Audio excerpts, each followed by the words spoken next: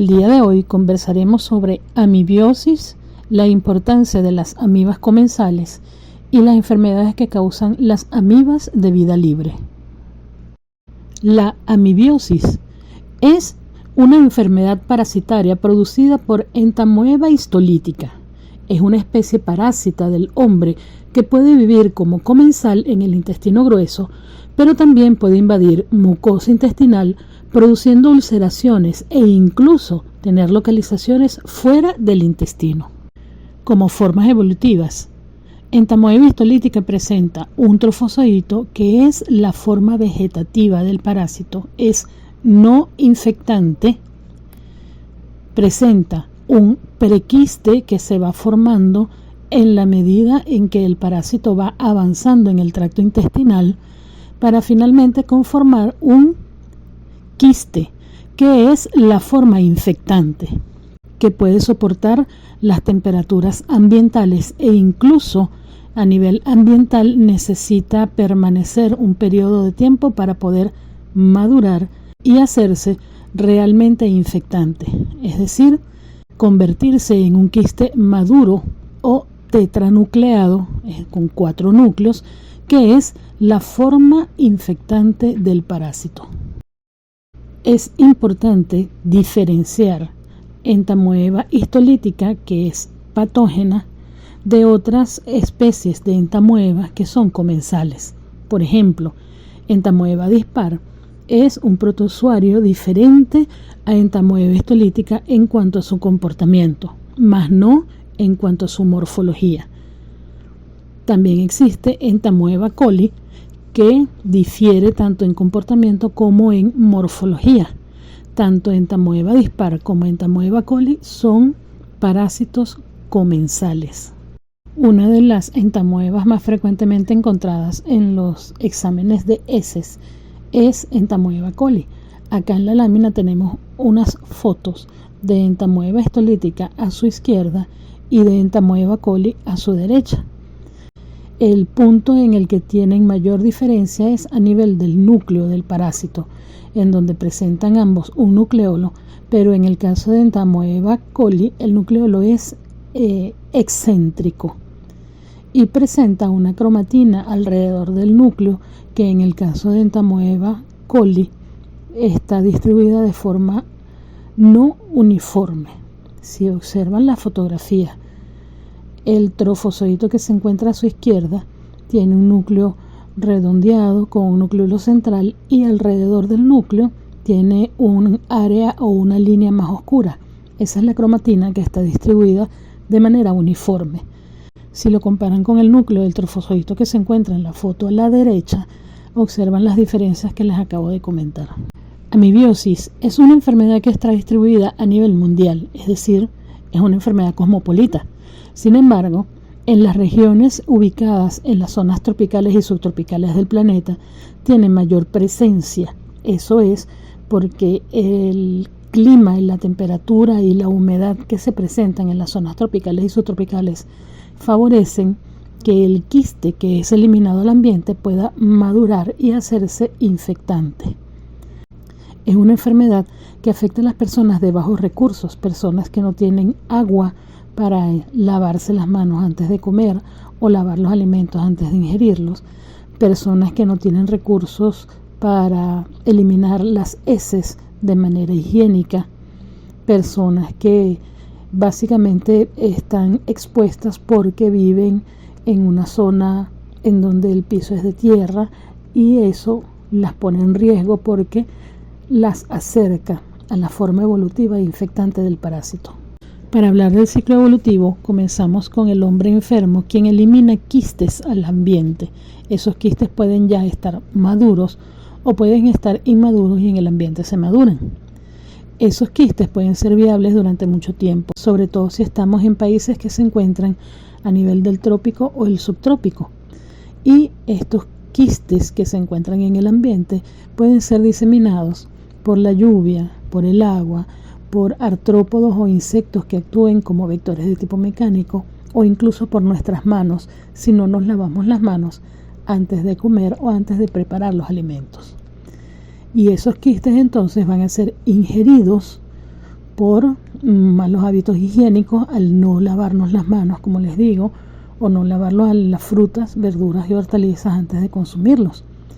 Una vez ingeridos a nivel del estómago, los jugos gástricos van a debilitar la pared y se va a liberar los núcleos que tienen el interior, que van a convertirse cada uno en un trofozoito. Esos trofozoitos son llamados trofozoitos metacíclicos, que van a ir avanzando en el tracto gastrointestinal hasta llegar al colon. A nivel del colon se van a alojar y se van a comenzar a multiplicar. Se van a alimentar de eritrocitos, por lo tanto se van a diseminar a nivel del intestino, pero también fuera del intestino.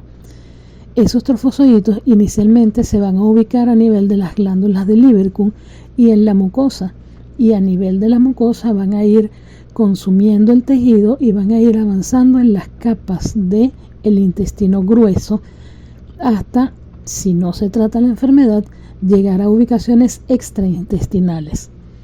A nivel de la luz intestinal, esos trofozoitos van a seguir avanzando y se van a ir transformando en prequistes, que posteriormente van a originar los quistes, que, como les digo, pueden salir maduros o inmaduros, y a nivel del ambiente van a permanecer hasta que otro hospedador susceptible pueda ingerirlos con las manos sucias o con los alimentos contaminados con estos quistes maduros o tetranucleados, que es la forma evolutiva infectante.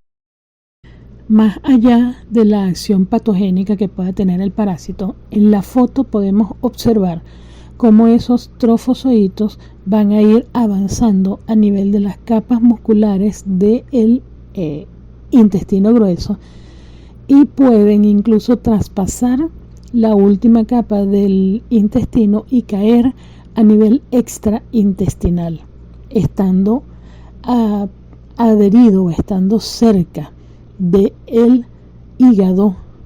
Puede pasar por contigüidad al hígado y alojarse a nivel de este órgano y producir lesiones en él e incluso formas clínicas de presentación de la enfermedad a nivel de hígado.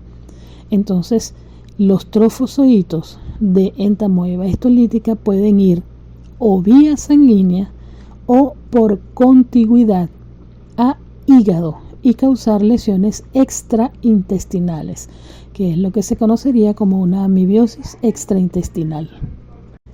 Teniendo en mente entonces el proceso de avanzada de los trofozoitos a nivel de las capas musculares del intestino grueso, podemos entender la forma en cómo avanza las manifestaciones clínicas y cómo se conforman las diferentes formas clínicas de presentación de la enfermedad.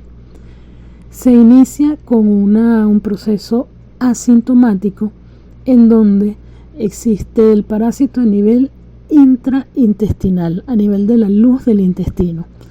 Por supuesto, toda enfermedad que sea asintomática va a depender de las condiciones del hospedador, básicamente del sistema inmune de ese hospedador.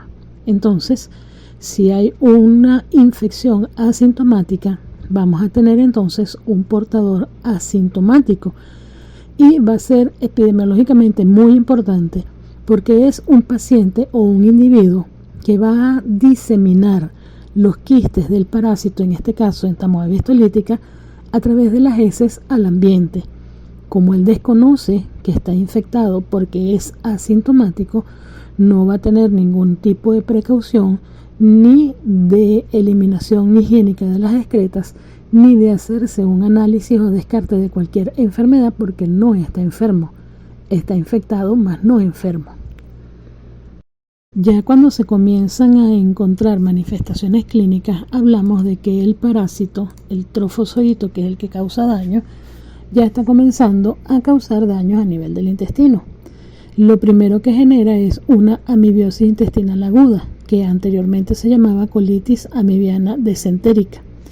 Es una forma muy frecuente de presentarse en la enfermedad, sobre todo a nivel de niños pequeños, a nivel de lactantes. Se caracteriza por un dolor abdominal que se va a extender o se va a diseminar a nivel del flanco y la fosa ilíaca derecha. Recuerden que el colon, a nivel de la región rectosigmoide, que es el hábitat del parásito, está básicamente al lado, pegada del hígado. Por eso el dolor abdominal se va a diseminar, se va a extender a nivel del flanco y fosa ilíaca derecha. Esto va a causar también una diarrea, que puede ser una diarrea normal, como la que conocemos. Ninguna diarrea es normal, que puede ser una diarrea simple o puede presentar moco y o sangre. En ocasiones, dependiendo de la carga parasitaria, puede producir cefalea y puede producir a nivel intestinal pujo, tenesmo, meteorismo e incluso hipertermia. A medida que el parásito avanza en las capas intestinales, va produciendo mayor daño. En una segunda forma clínica de presentación de la enfermedad, vamos a conseguir una amibiosis intestinal crónica, es decir, que ya tiene un periodo de tiempo habitando en el individuo. Este tipo de infección se presenta más que todo en adolescentes y adultos. También se presenta con un dolor abdominal tipo cólico, pero que es ocasional. También vamos a encontrar flatulencias, meteorismo. A veces puede presentar el paciente náuseas e incluso vómitos. Va a haber hiporexia y ocasionalmente pueden haber periodos de constipación alternados con algunos periodos cortos de diarrea. A medida que sigue avanzando el parásito en las capas intestinales, sigue produciendo daño y puede causar una colitis amibiana fulminante. Cuando el parásito ha avanzado lo suficiente a nivel de las capas musculares del intestino grueso y va a producir una lesión ulcerativa y necrótica a nivel de las capas musculares de este órgano, teniendo una gran extensión a nivel interno en las capas musculares del intestino, lo que va a generar una infección bacteriana, causando una complicación con un proceso bacteriano. Por supuesto, esta forma clínica de presentación con úlcera y necrosis y un proceso bacteriano va a producir mucho dolor abdominal, va a haber diarrea, tenesmo, vómito, pero hay un enflaquecimiento progresivo del individuo. Va a haber un abdomen distendido por causa del dolor y va a haber una atonía del esfínter anal. Si el parásito sigue avanzando y causando más daño a nivel de la capa muscular o el proceso bacteriano no se atiende a tiempo, el paciente puede entrar en shock e incluso morir. ¿Y por qué muere? Bueno, porque el parásito continúa su daño a nivel de las capas musculares del intestino grueso y va a perforar esa úlcera todas las capas del intestino. Va a crear entonces una forma clínica de presentación que se conoce como amibiosis perforada, cuya lesión es una necrosis que permite la salida del contenido intestinal a la cavidad abdominal, siendo entonces una forma necrótica fulminante, generalmente originada de forma abrupta. Hay, por supuesto, una distensión abdominal con timpanismo por el dolor que genera este proceso. El paciente va a presentar vómito, va a presentar deshidratación y un aumento de la temperatura corporal. Va a tener mucho dolor abdominal, como les digo, y es característica la atonía del esfínter anal y la salida de material mucosanguinolento por el ano de manera no controlada. Como les comenté con la fotico, cuando el parásito daña todas las capas musculares del intestino grueso, puede caer a nivel de la cavidad abdominal o puede caer al órgano que está contiguo a él, contiguo, no continuo, contiguo, que es el hígado. A nivel de hígado va a tener una invasión del parásito que va a provocar inicialmente una inflamación.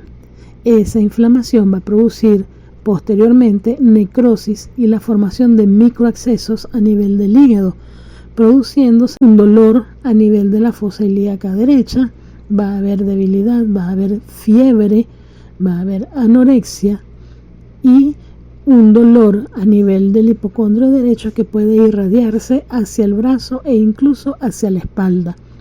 El paciente va a tener náuseas, vómitos, diarrea y cólico. Y a esta forma clínica de presentación, que es una amibiosis extraintestinal, se conoce como absceso hepático amibiano. Pero como todo organismo tiene la capacidad de defenderse ante agentes extraños, a nivel intestinal, dentro de las capas musculares del intestino grueso, se conforma una reacción inflamatoria granulomatosa que se presenta como una masa dolorosa de tamaño variable, localizada preferentemente a nivel de ciego o en la porción rectoeximoide del colon. Puede presentarse en cualquier sección del colon, sin embargo, a nivel de el ciego o la región rectoeximoide es más común que se presente. Esta masa granulomatosa va a obstruir la luz intestinal y es conocida como ameboma. Es frecuente en adultos jóvenes y casi siempre se presenta de una manera única. El diagnóstico se hace con un examen de heces en fresco con solución salina o con un examen de heces fijado y coloreado con hematoxilina férrica. Esas son dos técnicas de uso frecuente por el bajo costo que tienen. Recuerden que es una enfermedad que afecta a personas de bajos recursos. Sin embargo, también se puede hacer técnica de concentración y floración en sulfato de zinc, una colonoscopia o rectosigmoidoscopia, y pueden hacerse biopsias coloreadas con hematoxilina y eosina. Son diagnósticos de certeza en donde vamos a buscar al parásito.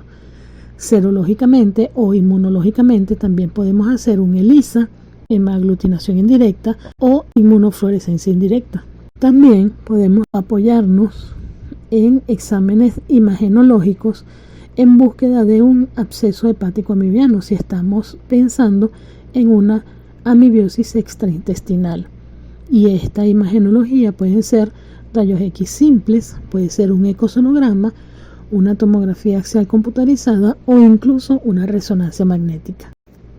Para el tratamiento podemos trabajar con dicloroacetoamidas como el teclosan o con quinoleínas halogenadas como la quinfamida. También podemos trabajar con fármacos de mayor uso y mayor empleo como el metronidazol o exidnidazol, últimamente el tinidazol. Y hay fármacos que son solamente de acción tisular, como el dehidroemetina. Ya no se utiliza. Existe también, si a nivel de imagenología conseguimos amebomas, un tratamiento quirúrgico en el cual se extraen los amebomas quirúrgicamente. Para hablar de las medidas preventivas que pueden aplicarse en la enfermedad, nos vamos al ciclo evolutivo de la enfermedad, en el cual vemos por dónde entra y por dónde sale el parásito. Quiere decir entonces que si nosotros potabilizamos el agua que vamos a ingerir, estamos protegiéndonos.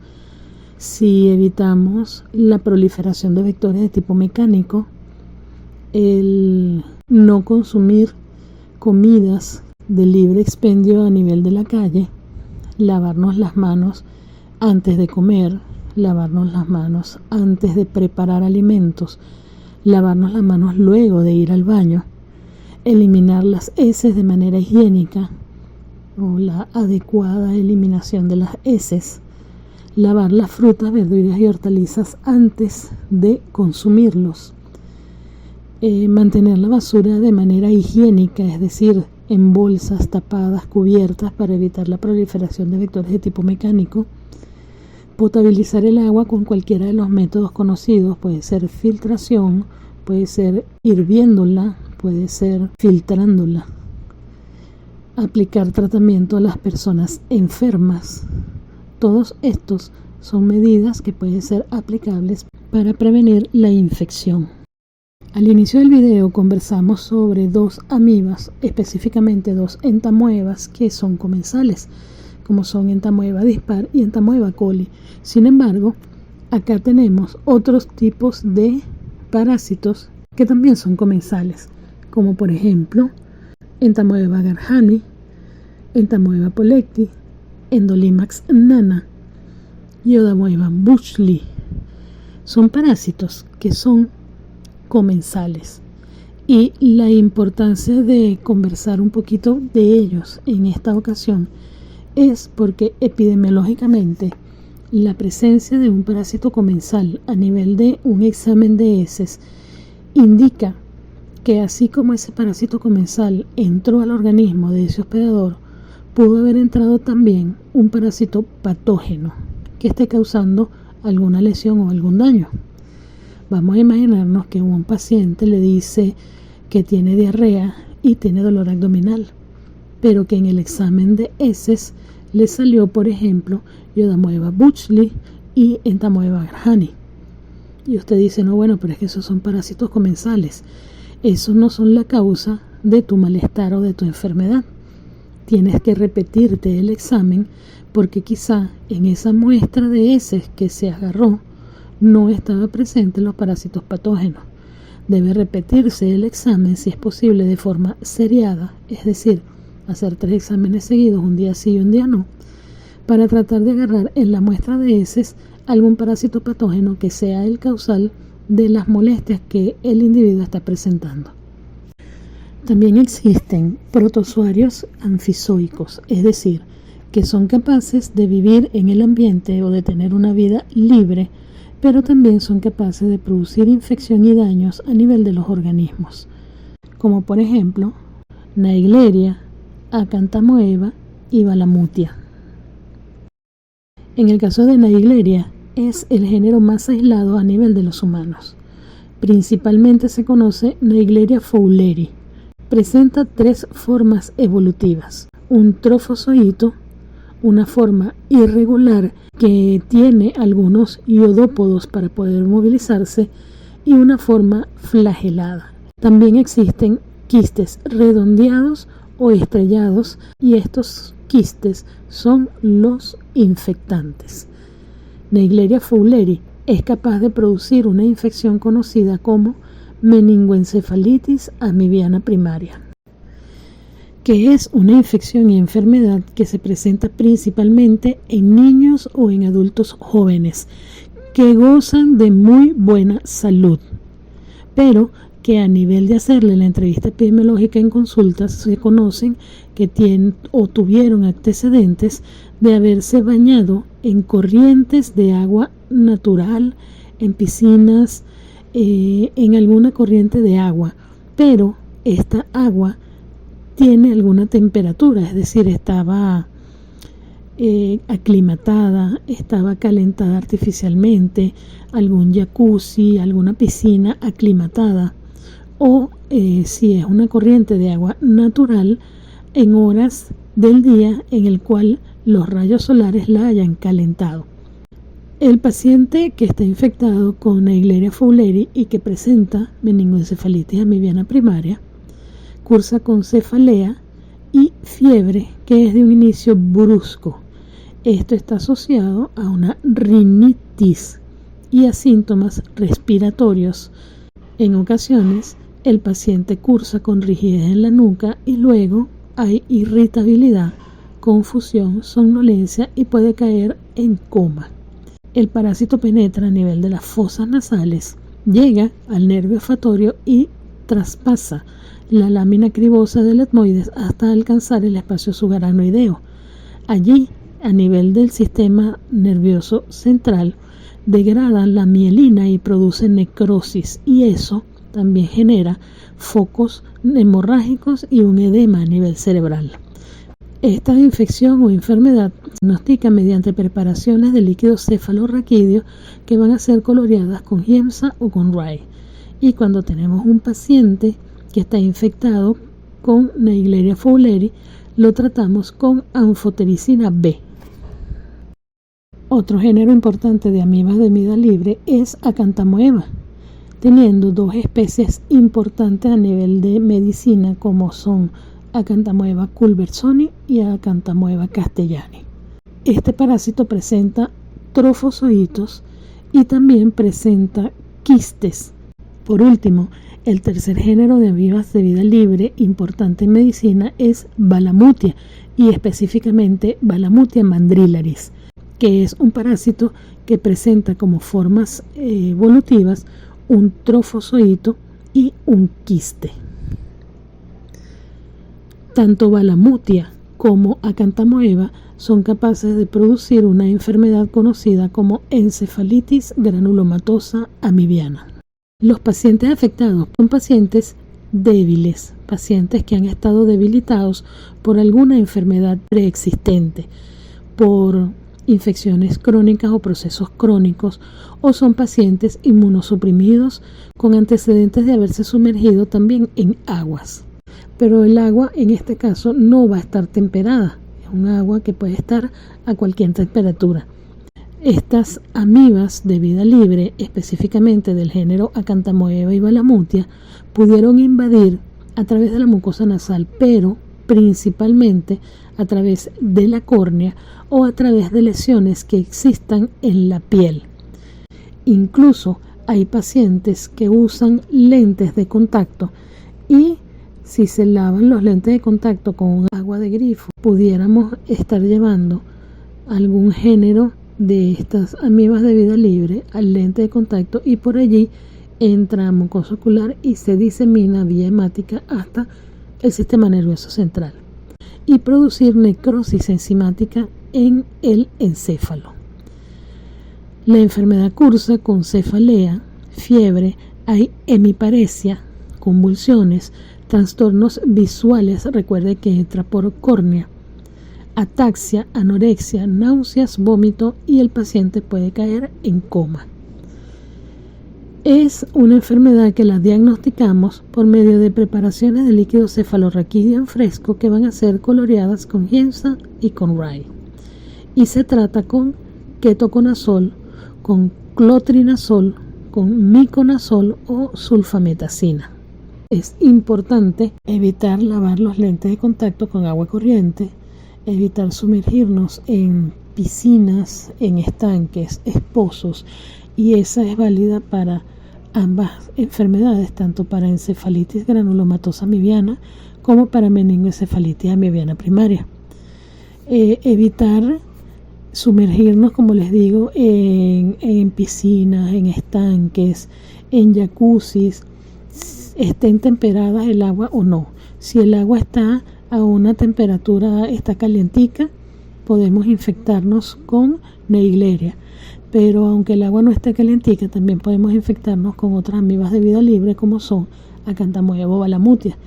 Y las personas que utilizan lentes de contacto es importante que los higienicen con productos específicos para esos lentes de contacto. Y bien, de esta manera llegamos al final de lo que fue amibiosis, amibas comensales y amibas de vida libre.